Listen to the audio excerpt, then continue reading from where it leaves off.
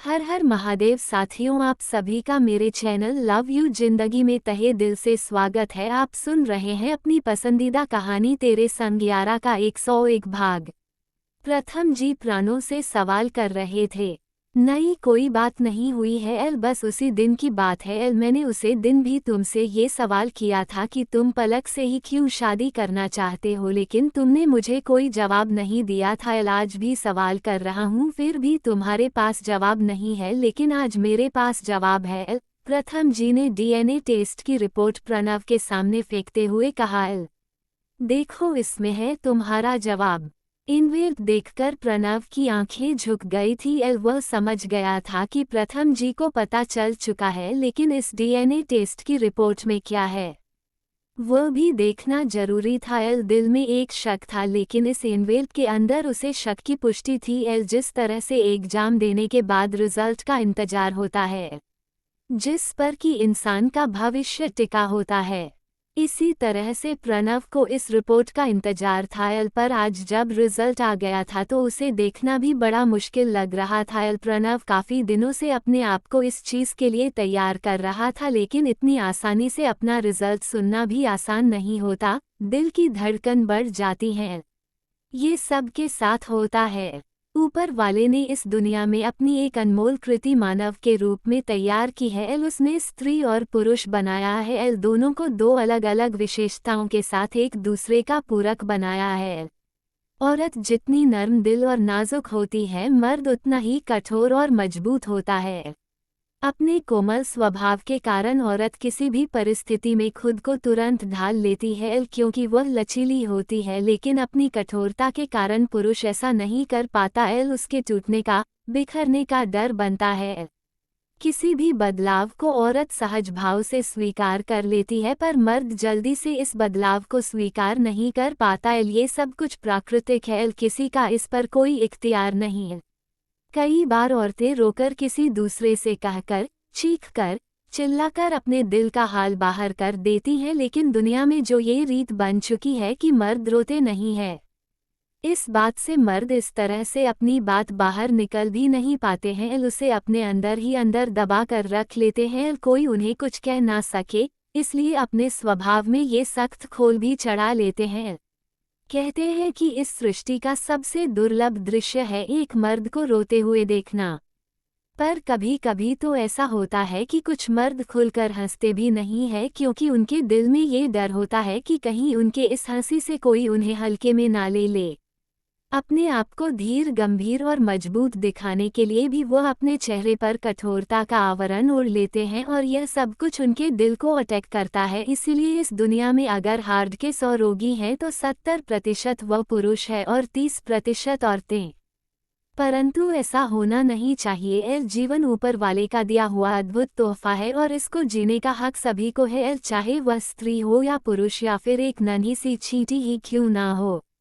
सबको अपनी मर्जी से अपना जीवन जीने का संपूर्ण अधिकार जब उस विधाता ने दे रखा है, तो फिर हम या फिर समाज कौन होते हैं रोकने वाले।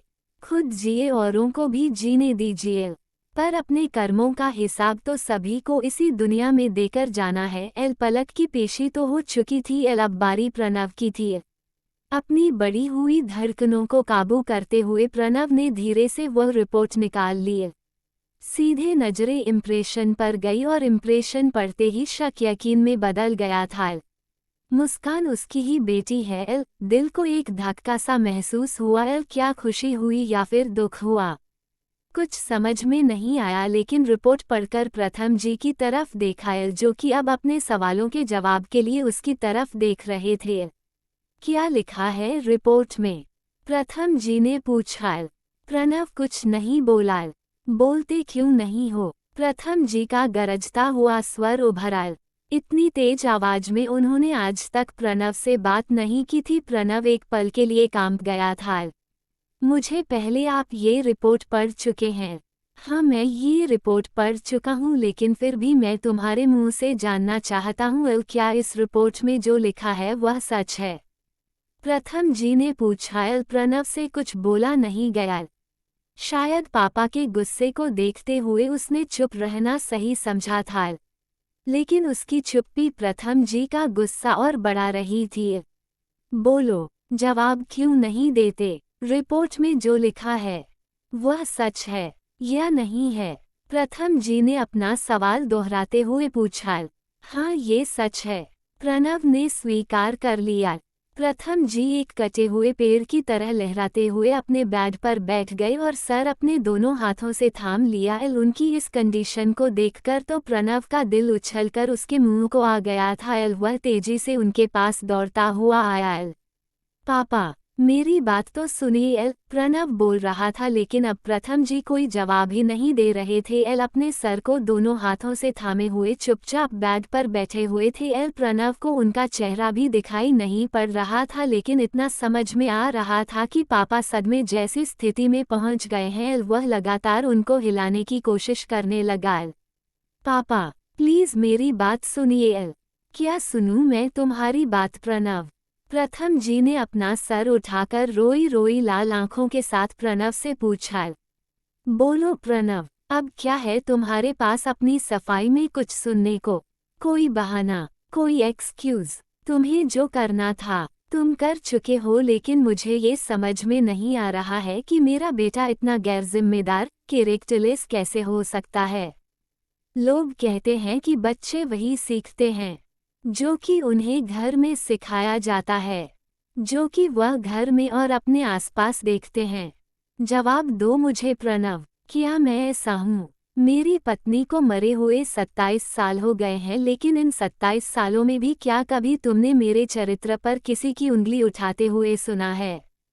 तो फिर तुम क्यों ऐसे हो गए? प्रथम जी ने गुस्से में प्रणव से पूछा।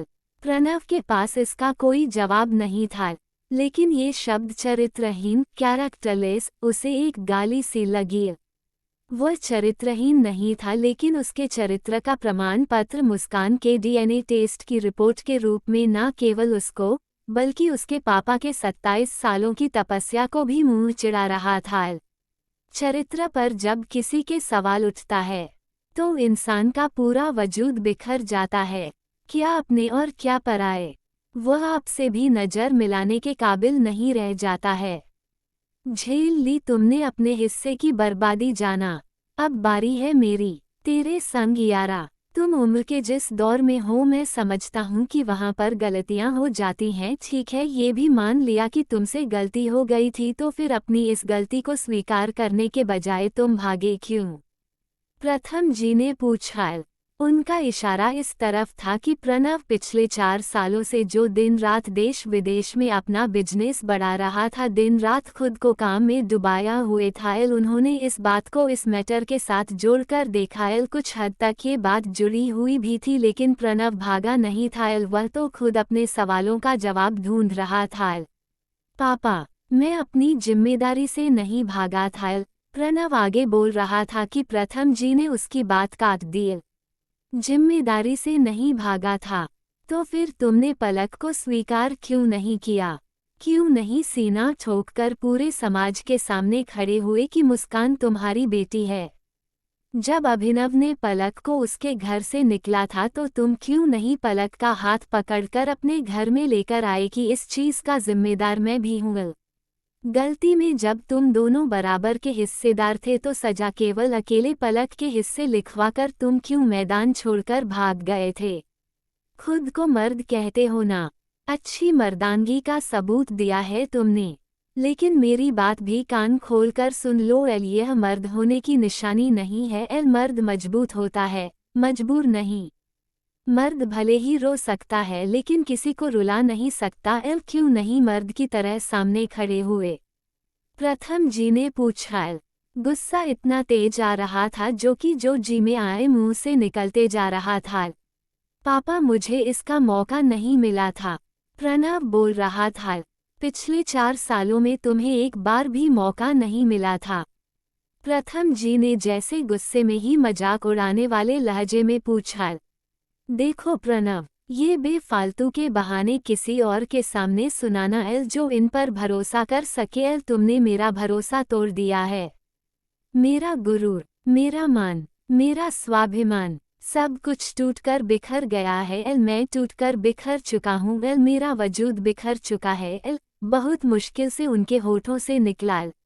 दुनिया के हर एक दुख और तकलीफ में मजबूती से खड़े रहने वाले प्रथम जी की आंखें आज भीग रही थी एल। उनको इस कंडीशन में देखकर प्रणव का दिल कांपने लगा था एल। आज तक उसने कभी अपने पापा को मम्मी की याद में भी आंसू बहते हुए नहीं देखा था एल। अगर वह रोते तड़पते भी थे तो कभी भी प्रणव के सामने नहीं रोए कि अगर मैं रोऊंगा तो मेरा बेटा मुझसे ज़्यादा रोएगा, लेकिन आज इस बेटे के कर्मों के कारण वह खुद रो रहे थे और यह बात प्रणव के दिल को चोट कर रही थी। क्या होगा इसका नतीजा जानने के लिए बने रहे अगले भाग तक। तब तक के लिए वीडियो को लाइक और चैनल को सब्सक्राइब करना मत भूलिएगा। खुश रहिए, स्वस्थ रहिए, मस्त रहिए और यही यूट्यूब पर मिलते हैं अगले भाग के साथ। हर हर महादेव।